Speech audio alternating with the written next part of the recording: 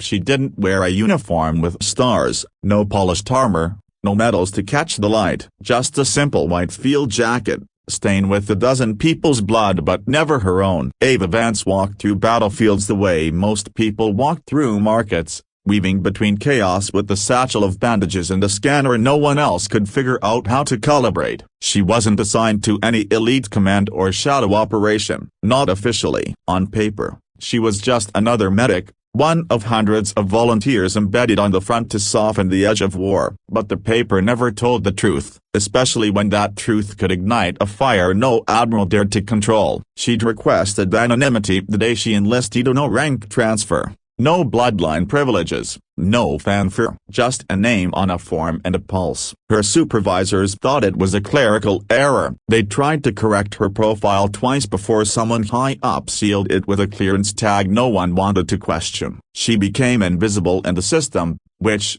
for Ava, was exactly where she wanted to be. The galaxy didn't need another officer's daughter posing as a hero. It needed someone to hold the line when the orders made no sense. And that's what she did, again and again. No matter the side, human or alien. It didn't matter whose blood she knelt beside. Her oath wasn't political. It was personal. The squad she was assigned to didn't know at first. They just knew she was fast, smarter than the rest, brave in a way that didn't shout, but whispered. She moved into hot zones like she was chasing something, not escaping it. She once climbed into a shattered gunship to pull out a Dominion defector bleeding from the Spinia and then stayed with him the entire time he was interrogated, refusing to leave until she was sure he'd survive. Raiden, the squad's heavy, joked that she had a death wish. Darren, their quiet strategist, said she had something worse, hope. But there were signs. The way Dominion units never targeted her, even when they could. The way some officers backed off when she asked to reroute supplies. The way command channels would occasionally flicker, then go dark,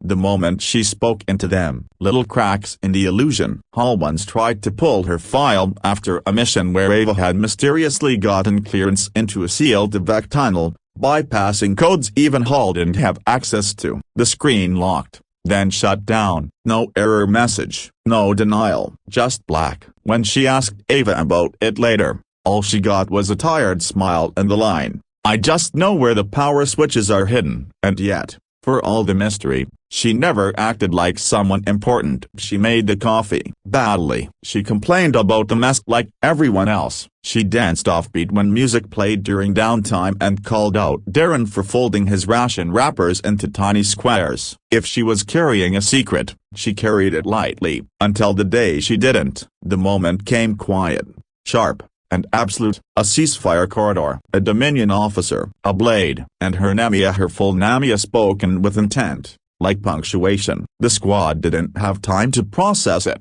but later, when the footage was reviewed frame by frame, you could see it in their faces. Recognition, shock, and then horror. Because by the time the truth surfaced, by the time someone connected the dots between Ava Vance and Admiral Elias Vance, architect of Earth's war command, it was already too late. She hadn't just been a medic, she had been the daughter of the man whose command spanned 8 systems, whose signature alone could silence a fleet. And they'd killed her, publicly, without hesitation, on camera, in front of her squad. But they didn't just execute the soldier that day, they triggered a war they couldn't contain. And what came next, a broken bar no one was prepared for. She never carried a weapon, yet every step she took shifted the ground beneath her. Ava Vance didn't need a rifle to command respect, as she had something more dangerous: reputation. Not the kind built from medals or political clout, but something earned the hard way, field by field, wound by wound. It started small,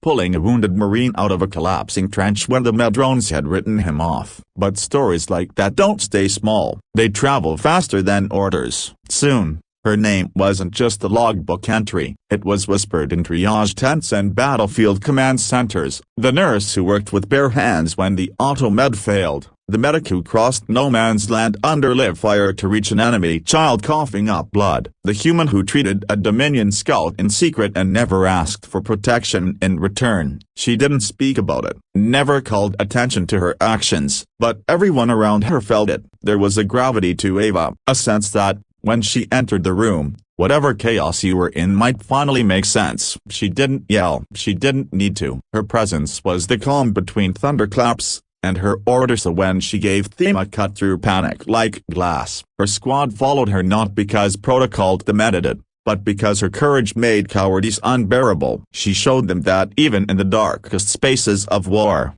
you could still choose decency, and that terrified people in high places more than any weapon. Because mercy spreads, it's infectious, especially when practiced without arrogance. Dominion soldiers began to hesitate around her. Field reports showed their grunts turning away from open shots when they saw a medic move. Propaganda couldn't explain that. It couldn't sanitize the image of a human kneeling beside an alien with a bandage instead of a blade. Ava wasn't changing the war's outcome, but she was unraveling its foundation: fear. Fear of the other, fear of difference. She wasn't loud, but she was dangerous, and the high command on both sides knew it. One Dominion lieutenant, captured during a recon skirmish, asked about her by name before medical even touched him. He'd heard rumors she had healed his brother, not forgiven him, not sympathized, just healed. That distinction mattered. She didn't take sides, she took vitals, and that neutrality, in a world spinning on tribal hatred,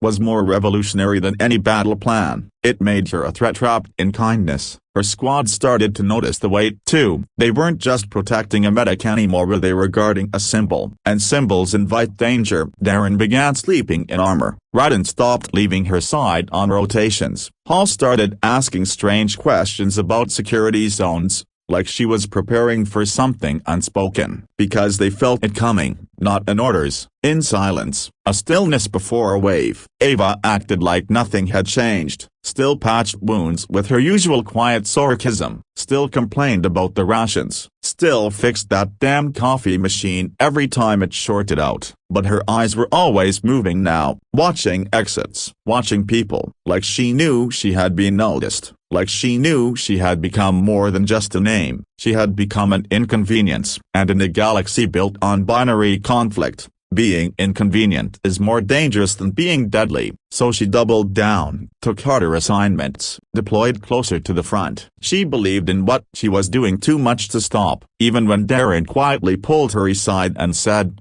"They're watching you." Even when Raiden left his knife on her cot with a note, just in case. She still refused to carry a weapon, because Ava Vance didn't want to survive this war as a legend. She wanted to outlast it as a healer. But somewhere, on the Dominion's war boards, her name was no longer listed as an uncombatant. She'd been reclassified, not officially, not publicly, but someone, somewhere, had drawn a red circle around her photo. And now, the countdown had already begun. She was changing the war without ever firing a shot, and that scared the Dominion more than any battleship in orbit. From the moment whispers of her spread beyond human territory, Ava Vance became more than just a field medic. To the enemy's eyes, she was the slow poison seeping into their rigid military doctrine. A human woman, unarmed and gentle, crossing into their lines to heal the wounded or broken bar and being respected for it. It was a narrative that the Dominion, particularly its high command,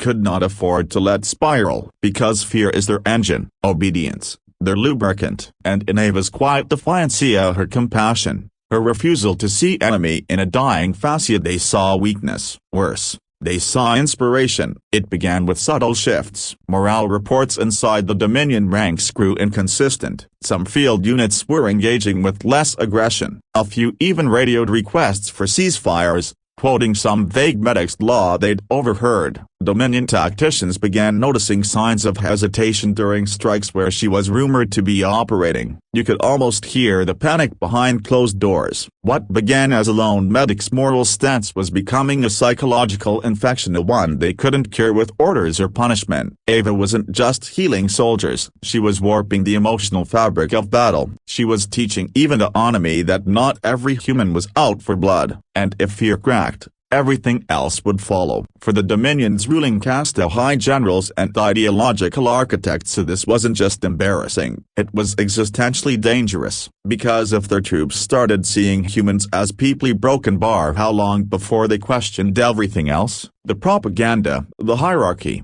the slaughter. They needed control, and to keep it, they needed to erase the symbol. Quietly, swiftly, but definitively. At first, They tried surveillance, drones shadowed her, radio intercepts tracked her coordinates, Dominion operatives embedded in neutral zones whispered her name during recon missions, and still, she slipped through their grasp, and not because she ran, but because she moved with purpose, and people protected her, even former enemies. That was the final line she crossed. When Dominion prisoners of war started asking to be treated only by the white jacket healer, that was it. That was the line. Kindness had become treason. Her image, circulating across fringe networks, was beginning to symbolize resistance, and not violent resistance, but a higher one, the kind they couldn't bomb into silence. She wasn't wielding power the way they understood it, and that made her uncontrollable, so they classified her presence as destabilizing. Officially, she was labeled a tactical moral disruptor. Unofficially,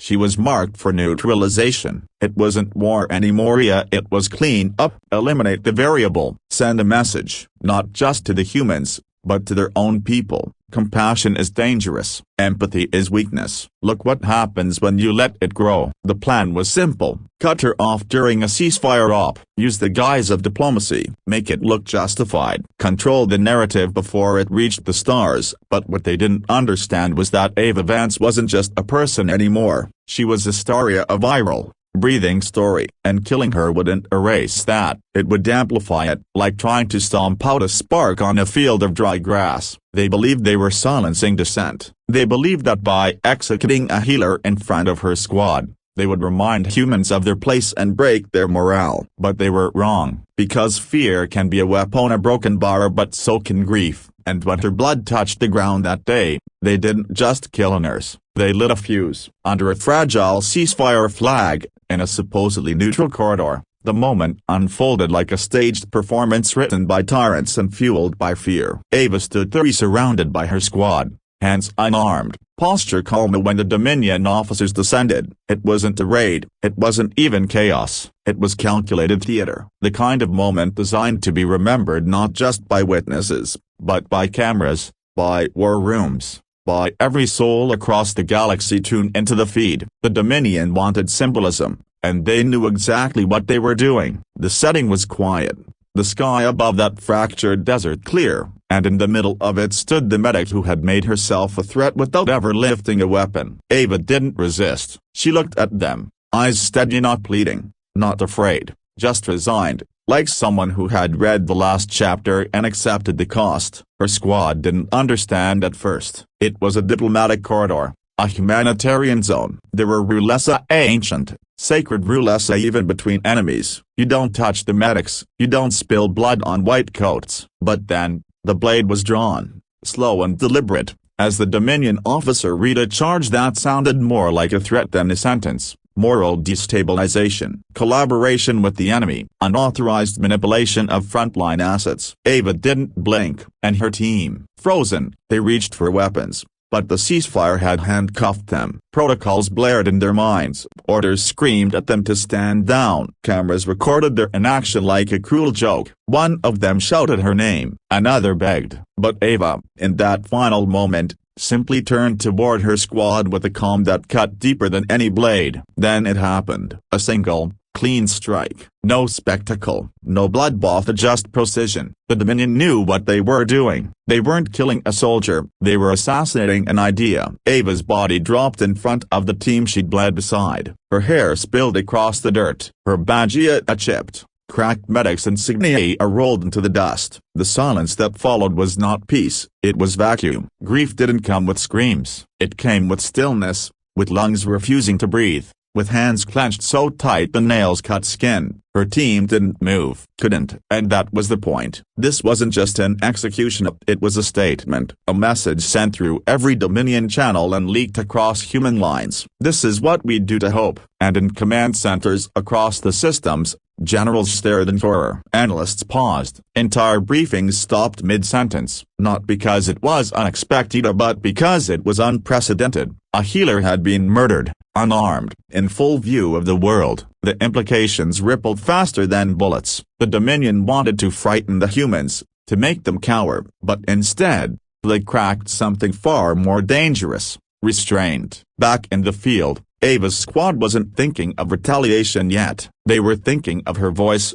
of the way she always muttered to herself while patching wounds, of how she cursed the coffee and laughed like someone who didn't belong in war but stayed anyway. Darren knelt beside her, silent. Ryden had blood on his knuckles from punching a wall he couldn't break. Hall whispered something over and over her name, maybe, or a prayer. It was impossible to tell, but across the stars, that imagery Ava's final breath, her team shattered around here was already burning into every screen, every heart. The Dominion thought they'd controlled the narrative. But stories have a way of slipping the leash, especially stories soaked in injustice. And Ava's story had just begun its most dangerous chapter. They thought they had broken her legacy. They didn't realize they'd just immortalized it. The world didn't end when she hit the ground. It paused, for a breath, for a beat, a stillness so violent it shook harder than the blade that ended her. The moment Ava collapsed, her squad didn't scream,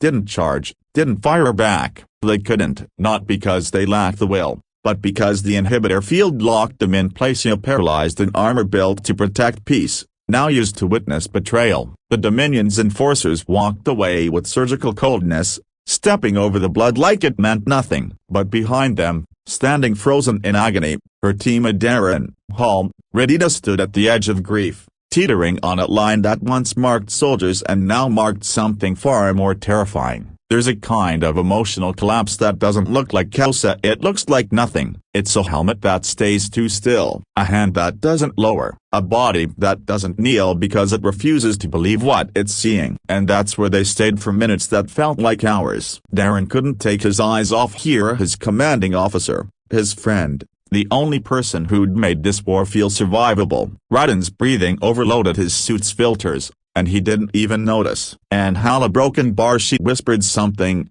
again and again, a word only her internal mic caught. Fix it, fix it, fix it. But no one could fix it. They carried her back in silence. No orders, no confirmation, just instinct. They refused transport, refused protocol. They walked her body to the evac zone by foot, past allies and enemies who stared and didn't know what to say. A medic should never return in a body bag, and they wouldn't let her. The Dominion may have killed her to send a message, but the humans answered in silence, one more dangerous than any threat they could have voiced. Back on the cruiser, the aftermath began, not the official one, not the paperwork and footage, the real one. The squad didn't file back into routine. They didn't get debriefed. They locked the command deck, shut down all external feeds, and played back the footage again and again, each time looking for something, anything that might have explained it, made it make sense. There was nothing, and that nothing was the most damning evidence of all. They hadn't killed a spy, they hadn't stopped a weapon, they had executed the woman who saved lives, who never carried a gun, who sang quietly when stitching flesh and poured her soul into every act of mercy. And now she was gone. The grief didn't come in tears, it came in action. Darren smashed his console, not out of rage, but calculation. It needed to be silent. Ryden, who once joked he'd only ever follow Ava into hell, pulled up blacklisted tactical routines she'd specifically locked away because they were too cruel, too efficient. And Hull, the heart of the squad, deleted herself from Earth's military database entirely. No explanation, just gone. Because what they had to do next didn't belong to Earth, it belonged to her. In their quarters, they placed her badge in, not her military ID, not her mission's trophy, but the cracked, war medic insignia she wore on every mission. They didn't speak over it, they just looked. And in that silence, something shifted. A decision made itself. Not revenge, something colder, focused, precise. The Dominion hadn't just taken someone they loved, they had declared open war on the very idea of mercy. And that wasn't a wound they could heal, it was a fire they would carry. Each of them returned to duty within hours, but not to their original posts. They vanished from internal command lines, ghosted through internal sensors. Their armor was repainted, their signals scrambled, their objectives no longer aligned with Earth's war map. Because what they were about to do wasn't sanctioned, it was sacred. The Dominion had tried to break them by killing their heart. Instead, they'd fused into something unstoppable. And for the first time since Ava's death, they spoke not to each other, but to her. "Don't worry," Darren said, eyes fixed on the stars ahead. "We'll make sure they remember your name." The transmission reached High Command in under 4 minutes. No encryption, no codes, just raw, open footage bleeding through every unsecured channel. A healer in white standing unarmed, a Dominion blade glinting in artificial sunlight, and a fall so quiet it felt like the entire war had stopped to watch. The image hit like a virus, not because of its violence, there was plenty of that in the galaxy, but because of what it broke. Trust, hope, order. Ava Vance wasn't a soldier, she wasn't a threat, she was a medic under ceasefire, a symbol of restraint in a war built on brutality, and they executed her. There was no debate, no chain of command, no votes. The moment her vitals went offline, buried protocols cracked open from deep within Terran command structure as the system's most living officers had only heard about in myth. Omega Strand 13, a kill trigger protocol hardwired into the military network decades ago, tied directly to Ava's DNA, a failsafe, written by someone who had once commanded entire sectors with a whisper and a single condition: if she dies in cold blood, the war changes immediately, irrevocably. And just like that, it did. Black sci-fi cores flickered to life in deep space orbitals. Rogue defense systems, long dormant, began to hum with purpose. Unmanned Terran cruisers launched from stealth hangars hidden beneath mining colonies, their flight paths preloaded and their targets already locked. They didn't ask for orders because none were needed. Ava's death wasn't just tragic, it was authorization. Humanity's leash had just been cut. On the ground, her squad hadn't moved since she fell. Their grief had cooled into something colder than Ragia resolve. Darren's fingers hovered over the comms panel, his knuckles white. Radin manually overrode the ship's fail-safes, muttering "we're done waiting." All uploaded a route that bypassed every legal star lane. In 12 minutes, they were airborne, destination unknown, call sign erased. They weren't fleeing, they were hunting, and Earth wasn't stopping them. Because Earth had changed too. Within an hour of Ava's execution, Terran diplomats were called without ceremony. All joint neutrality pacts were frozen, the human Senate chambers emptied, not in protest and preparation. There was no speech, no televised address, just silence, and the slow movement of Terran battle fleets aligning toward Dominion border space. The galaxy hadn't seen coordinated motion like this since the founding wars. But this wasn't escalation, it was retaliation. Precise, surgical, inarguable. The Dominion, arrogant and unbothered, dismissed it as overreaction. They hadn't yet understood what they'd done. They thought they'd killed a medic. They hadn't. They had murdered the daughter of the most feared admiral in Terran history, a woman tied not just to legacy, but to protocols written in blood. Elias Vance had once warned the Dominion during peace negotiations, "If you harm my child under truce, I won't raise a flag. I'll lower the sky." He wasn't bluffing. The first Dominion communication array blinked out 17 minutes after her death. No explosions, no debris, just gone. Followed by 3 relay stations, a stealth base in the Nabari Drift, and a warship dry dock that had existed off-book since the first solar cycle of the war. All eliminated without a trace. No claims, no messages, just patterns. Ava's insignia, etched digitally into every system breach. A single medic's symbol. This wasn't war, this was mourning sharpened into doctrine. And every system that saw what was coming faced a choice. Look away your broken bar or remember her. Because Ava's death wasn't the end of a tragedy, it was the beginning of a reckoning. And the Dominion, is still drunk on the illusion of power, was about to learn the cost of killing Mercy itself. She was never meant to be part of the story, not officially. Ava Vance had erased herself from the narrative the moment she chose to enlist without her father's name. She knew exactly what doors it could open, what protection it could offer,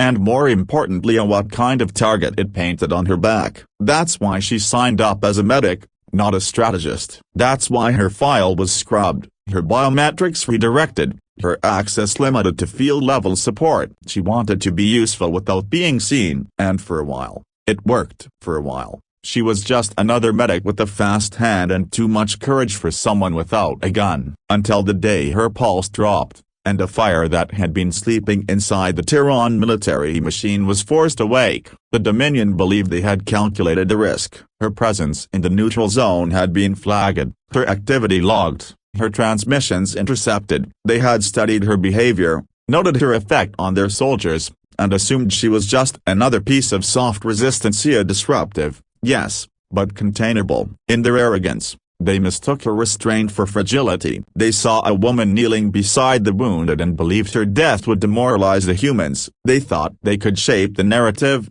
control the visuals, push the footage, and bury her under scandal and silence. But what they didn't realize, or what no one outside Earth's Black Defense archives now, was that Ava wasn't just a healer. She was a contingency. When the Dominion executed her on a diplomatic line, they didn't just commit a war crime, they tripped the circuit woven into Terran war doctrine decades ago. An unspoken safeguard, hidden so deeply in protocol that most admirals didn't know it existed. A protocol tied to one Nami Elias Vance, her father, the architect of Earth's defensive network, a man so dangerous his retirement was negotiated like a peace treaty. He had disappeared from public view years ago, leaving only whispers and legends behind. But legends don't sleep, they wait, and Ava had been his final line in the sand. From the moment her vitals flatlined, command access points buried in dormant orbital stations began to activate. Subroutines, once sealed under biometric encryption,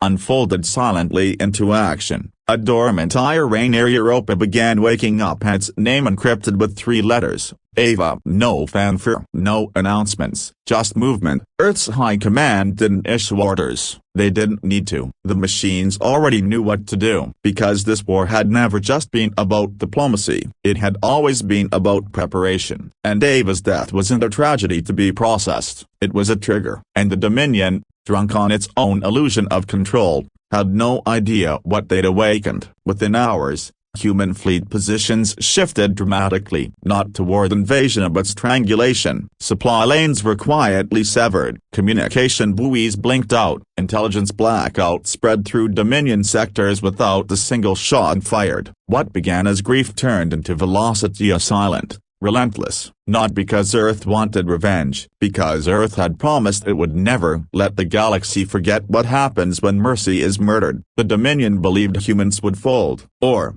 at worst, retaliate loudly, something emotional, something predictable. But the response was far more terrifying. It was methodical, cold, empty, and unstoppable. Because Ava hadn't just been a person, she had been the fuse. And now, the fire was already halfway through the wire. She was never just a medic. That was the quiet truth buried beneath every mission log, every casualty report, every half-smile she offered after pulling someone back from the edge. To most, she was the woman in white, always in the background, always calm under fire, always where the wounded were thickest. But the Dominion hadn't killed a field nurse that day. They'd pulled the trigger on a bloodline laced with legacy. Because Ava Vance wasn't just another humanitarian. She was the daughter of Admiral Elias Vance, the man whose name alone once ended skirmishes before they began. The strategist whose mind had built Earth's defense grid, whose silence in recent years had been as deafening as any declaration of war. He had vanished from public view years ago,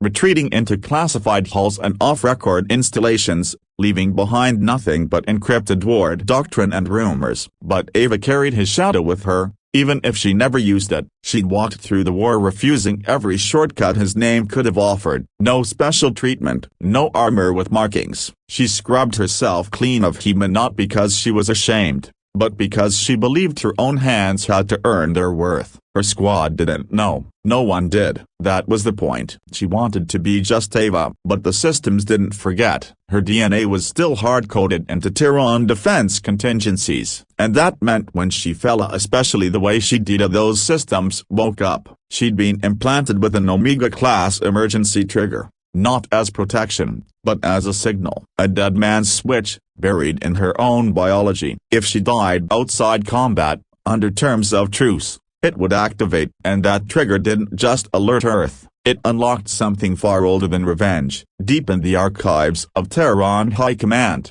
a silent protocol executed an autonomous response plan known only to the highest echelon. The plan didn't require votes. It didn't wait for committee. It wasn't even written in language. Just code. Code that moved like a ghost through firewalled systems, reactivating black site weapons, rerouting stealth fleets, and sending one encrypted message to Elias Vance. She's gone. No one knows what he did when he read it. There were no records, no visible shift. But 7 hours later, an entire Dominion data relay in the Yovari sector collapsed into itself. No explosion, no warning, just sudden, terminal silence. Then a shipyard, then a command cruiser. No signatures, no survivors. Only one commonality, a small, red medic insignia digitally stamped onto the wreckage. Her symbol. Because Ava had never wanted to be a weapon, but someone had made her one. And now, the war she tried to keep at bay was moving again with her death as the opening shot. They didn't disappear, they evolved. The squad that once moved in coordinated drills,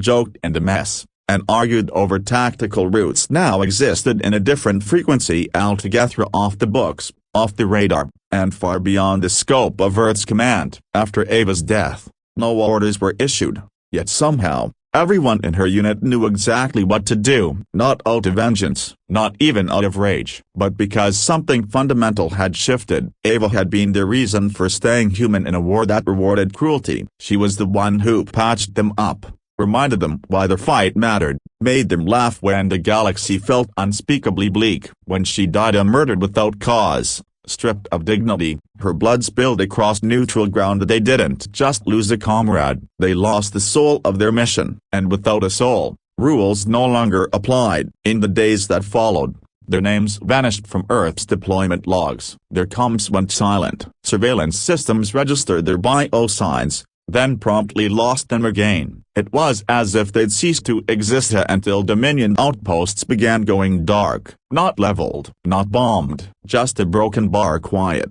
First a munitions cache deep in the Red Rift, then a command ship in the Norian Verge, then an off-grid detention black site, each one surgically hit, personnel removed or eliminated, infrastructure left mostly intact. And in every case, the only thing left behind was the insignia of a field medic, red, scuffed, centered like a signature. It wasn't a calling card, it was a eulogy. At first, Earth denied knowledge, and truthfully, they didn't know, not the details, only the pattern. Someone was dismantling the Dominion piece by piece, targeting only those connected directly or distantly to Ava's execution. Politicians, officers, engineers who approved signal boosts on the propaganda broadcast, even a Dominion media strategist who helped spin the footage of her death into a morale booster for Zark troops. All gone. No screams, no broadcasts, just sudden absence. And the name that followed them in whispers. The nurses' ghosts. It was Ava's squad, transformed, untethered, not a kill team,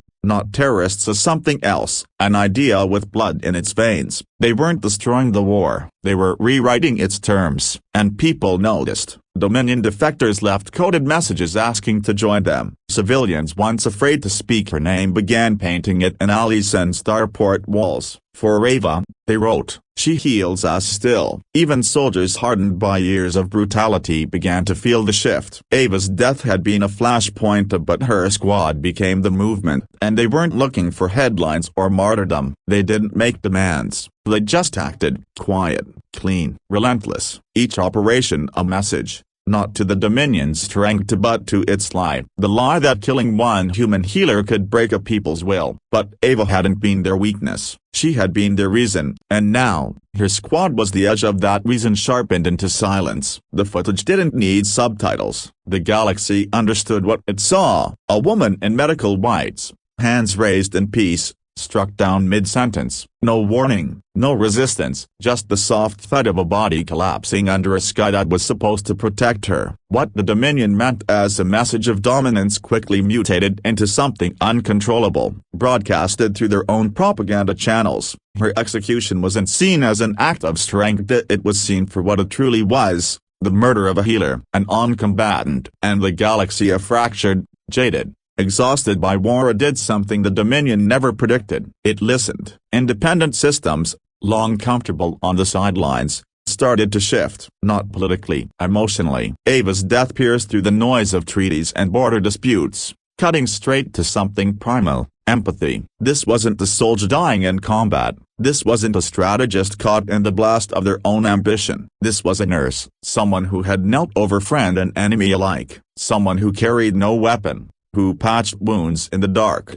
who had saved lives that would never thank her, and they killed her anyway. News feeds across neutral worlds slowed the footage down, analyzing her posture, the look in her eyes, the Dominion officer's calm demeanor as he delivered the strike. Commentators who once avoided moral judgments suddenly couldn't stay neutral. Artists began sketching her final stance, not as a victim, but as a martyr. Ava's face appeared on storefront windows, protest flags, and encrypted avatar profiles used by rebel medics running black clinics in Dominion space. And with each hour that passed, the weight of her loss grew heavier, and not just for humans, but for those who had once stood against them. Anvil's Prime, a Zarkian diplomat whose own brother had been stabilized by Ava during a border skirmish, had publicly denounced the execution and resigned from the Dominion's advisory council. On the mining moons of Joe's 7, a group of alien workers staged a silent walkout, placing replicas of hermetic insignia across their tools. These weren't coordinated acts of rebellion, they were spontaneous. Human emotion had crossed species lines. Compassion had gone viral. And in war, few things are more dangerous than a symbol too pure to dismiss. The Dominion scrambled to contain the narrative. They accused Ava of espionage,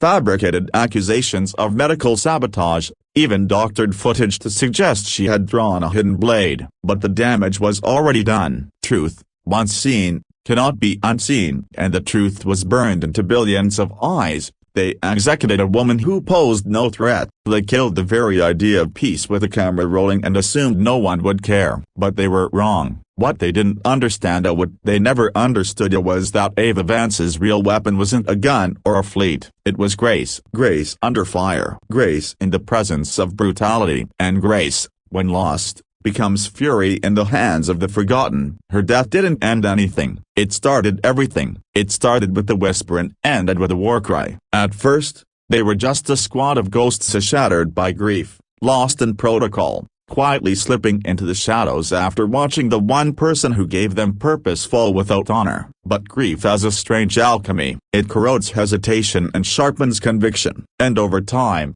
her team became something the Dominion couldn't track, couldn't predict, couldn't kill. They moved like a rumor, struck like a secret, and in their wake, something larger began to form, an echo that would grow into a roar. The nurse's symbol appeared first, a red cross, scratched onto walls, welded into hulls, carved into ammo crates. It wasn't flashy, it wasn't official, but it spread like wildfire. No slogan, no propaganda, just that silent, defiant mark, a memory branded into steel. Her squad didn't claim it. They didn't need to. Every time someone found it etched into the debris of a Dominion checkpoint, or glowing faintly on the side of a crashed cruiser, they knew exactly who it belonged to and what it meant. Soon, Ava's name became more than a name. It became a compass. Soldiers began reciting her field notes before missions, like scripture. Entire platoons restructured their medical units around her battlefield triage designs. Civilians printed her face onto patches and stitched them to their coats, not to honor a soldier, but to carry the weight of someone who died for something better. The people didn't need orders anymore. They had a martyr. And martyrs move hearts faster than armies move ships. On 3 separate colonies, spontaneous uprisings broke out without a single shot fired. Power grids were taken offline. Local Dominion garrisons walked away from their posts. In each case, the only demand made was for safe access to med shelters and unrestricted humanitarian aid. The same code Ava had lived and died by. Her voice, preserved in old transmission logs, was played through resistance broadcasts and not screaming speeches, but calm orders during combat, her telling someone to breathe, to hold still, to live. That was all it took in a galaxy drowning in noise.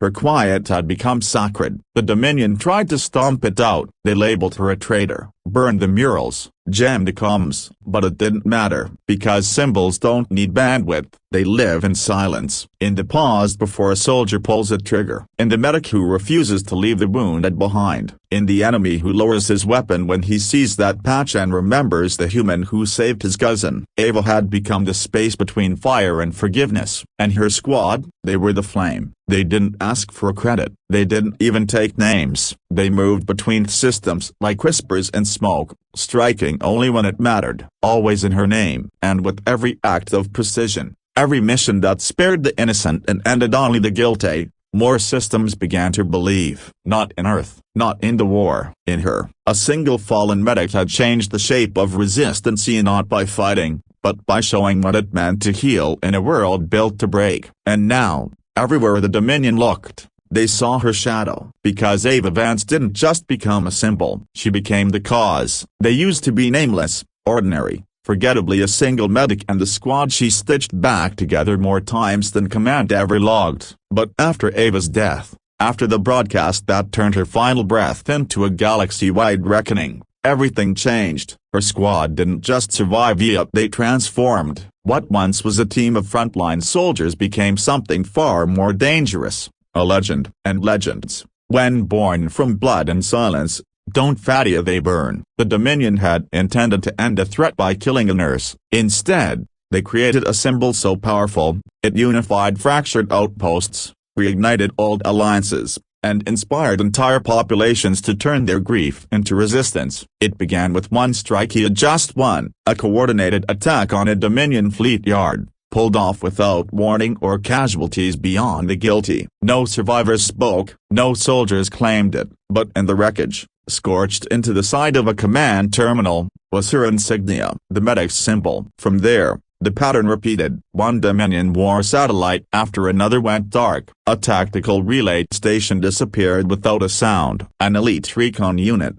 responsible for broadcasting Ava's execution, simply vanished mid-transit. No demands, no declarations, just silence and her mark left behind. People began calling them Ava's Bladian, not a military unit, not even rebels, just those who refused to let her story die. The stories spread faster than any fleet. Families painted her symbol on their doors, hoping it would mean mercy if war ever reached their homes. Neutral systems once indifferent to Earth's conflict opened up secret channels, offering support not to governments, but to the ones who still remember. Even former enemies whispered her name with a strange, haunted reverence. She had done what no treaty or military campaign ever could. She united people, not through force but through the simple truth that she had chosen to heal instead of hate, right up until the moment that choice got her killed. Now, her team leads surgical strikes across enemy space, not out of revenge, but out of duty. They don't leave wreckage behind, just reminders. One Dominion general, responsible for authorizing her death, was found alive and unharmed, but in his hands, a data chip. It played a single recording, Ava's voice giving triage instructions to a dying alien soldier. The general resigned the next day and disappeared from public life. Her legacy wasn't bloodshed, it was clarity, the kind that makes even the guilty rethink who they are. And still, her squad presses on. Unofficial, unaccountable, unstoppable. They answer to no flag, no commander, only her. In briefing rooms and shadowy strategy halls, analysts argue over their next move. Dominion leaders scramble to cover losses they can't explain. But they all miss the point. Because this isn't about a strategy. It's about a promise Ava Vance never spoke aloud but lived. In every life she saved, in every soul she soothed, in every enemy she saw as human before anyone else dared to. And now, across the stars, her squad doesn't speak for Earth or vengeance. They speak for her. And as long as they carry her symbol a broken bar, this war will never go back to what it was. Here's an additional key point to expand your story arc beyond the original 10, crafted with the same cinematic voice overtone, emotional impact, and storytelling structure you've requested. She had saved them, long before they ever knew they'd need saving. The squad, the colonies, even the captains in their ivory command towers. Ava Vance had been their buffer against the worst of themselves. In the chaos of war, she'd been the constant, the quiet voice on the edge of battle, reminding everyone what they were still fighting for. But after her death, something began to rot, not in the Dominion, but in Earth. Not all at once. It started with hesitation, then blame, then fractures, the kind of guilt that clings to institutions too proud to admit they failed someone who mattered more than any general ever did. Earth's leadership tried to rally. Public memorials were held, tributes poured in. Her image was projected onto moon domes and orbiting memorial halls. But none of it felt right, because it wasn't justice. It was ceremony, the kind that came too late. when the wound was already septic, and Ava's squad knew it. They saw the cracks in the messages, the sanitized eulogies, the way officials called her brave but never wronged, the way no one dared admit she had died not just because of the Dominion but because Earth had let its sympathy be weaponized, compromised, then destroyed. So her squad made one final choice: to finish what she started. But not just with fire, with truth. They began releasing flightless logs Ava had stored quietly during her deployments, communications, orders, conversations she'd overheard between diplomats and Dominion envoys that hinted at backroom deals, betrayals, blind eyes turned toward growing violence, none of it damning enough to collapse the government, but all of it real enough to erode trust. People read her words, heard her voice, and realized Ava had known. She'd always known this war wasn't just being fought in the trenches, but in silence, in compromise, in the spaces where morality got sold for convenience. The impact was immediate. Whistleblowers emerged from other divisions. Medics from across the galaxy came forward, demanding new laws to protect non-combatants. Colonies declared their neutrality, and not from fear, but from faith in Ava's code. They wanted something cleaner, something kinder, something hers. And so, a new movement formed, not military, not revolutionary, something else. They called it the Accord, a coalition of systems, crews, civilians, and former soldiers, united not by species or allegiance, but by one belief: that healing should never be a punishable act. Ava's squad didn't lead it. They didn't claim ownership. They simply lit the fuse and stepped back. The Dominion didn't know how to fight it. You can't shoot an idea. You can't bomb a voice that echoes in thousands of languages. They had created a martyr, but in doing so, they'd also built a mirror. And now, the galaxy was looking into it, not at war, but at itself. And for the first time in a long time, it didn't like what it saw. Here's an additional 12th key point, fully aligned with your cinematic, emotionally charged style, written as a seamless, faceless YouTube narration script with no headings, no labels, just pure paragraph storytelling that satisfies all your original requirements.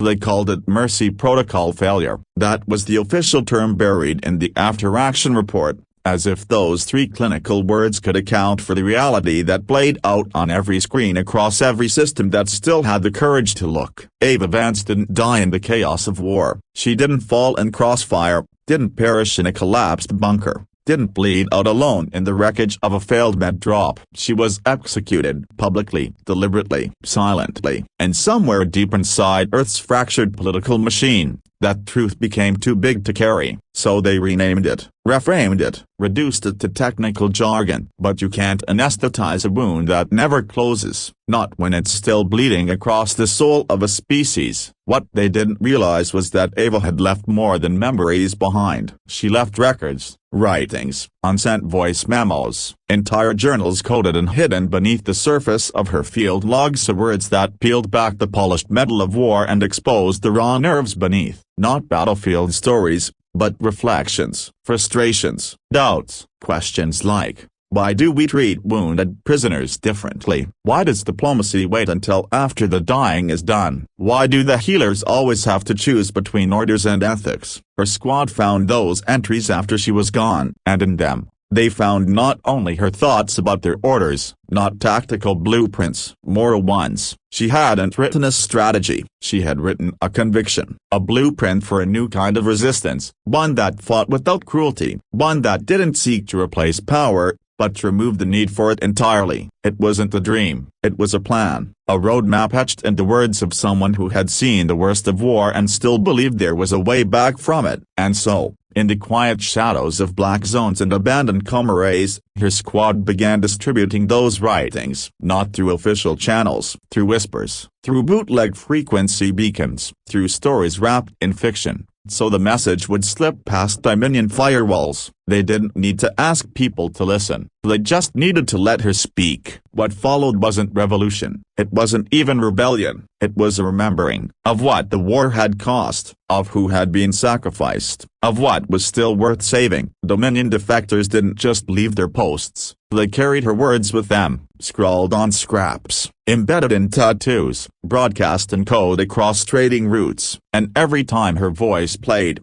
softer and steady, offering comfort to someone dying in the dirt. A little more of the galaxy chose to stop fighting. The Dominion, desperate to silence her again, labeled her a ghost in the machine. They deployed Purger bots trained to scrub memory from the net, but for every log they deleted, 3 more took its place. Because Ava wasn't just information, she was belief, and belief spreads faster than fear ever could. In time, those writings would form the foundation of a doctrine, a creed for medics and soldiers alike who no longer trusted the systems they served. It wasn't political, it wasn't weaponized, it was human, honest, and deeply dangerous to any empire built on silence and submission. So in the end, Ava Vance didn't die with her squad, she multiplied through them, through everyone who dared to live like she had, unarmed, unyielding, and unwilling to stop saving others even when it meant they couldn't save her.